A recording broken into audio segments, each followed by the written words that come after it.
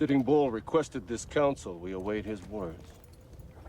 Take your soldiers out of here. They scare the game away. Very well, sir. Tell me then, how far away should I take my men? You must take them out of our lands. What precisely are your lands? These are the lands where my people lived before you whites first came. I don't understand. We whites were not your first enemies. Why don't you demand back the land in Minnesota where the Chippewa and others forced you from years before? The Black Hills are sacred land given to my people by Wakantonka. Very convenient to cloak your claims in spiritualism. And what would you say to the Mormons and others who believe that their God has given to them Indian lands in the West? I would say they should listen to Wakantonka.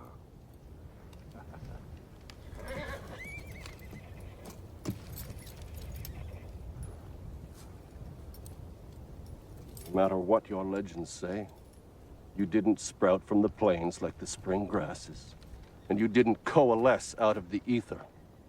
You came out of the Minnesota woodlands, armed to the teeth, and set upon your fellow man. You massacred the Kiowa, the Omaha, the Ponca, the Oto, and the Pawnee without mercy. And yet you claim the Black Hills as a private preserve bequeathed to you by the Great Spirit. And who gave us the guns and powder to kill our enemies? And who traded weapons to the Chippewa and others who drove us from our home? Chief Sitting Bull, the proposition that you were a peaceable people before the appearance of the white man is the most fanciful legend of all. You were killing each other for hundreds of moons before the first white stepped foot on this continent. You conquered those tribes, lusting for their game and their lands, just as we have now conquered you for no less noble a cause. This is your story of my people. This is the truth, not legend.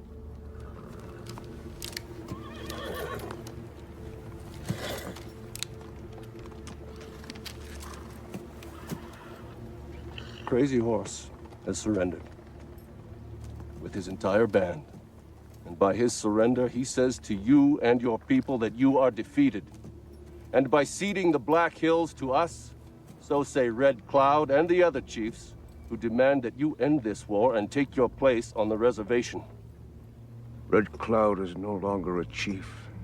He is a woman you have mounted and had your way with. Do not speak to me of Red Cloud! I suppose you are the only chief then. Sitting Bull is king of all the Indians. Well, humility is one of the 4 virtues of a Sioux chief. Sitting Bull shows his true nature now. I have had my say with you. And I have had my say with you. Then we will have a fight.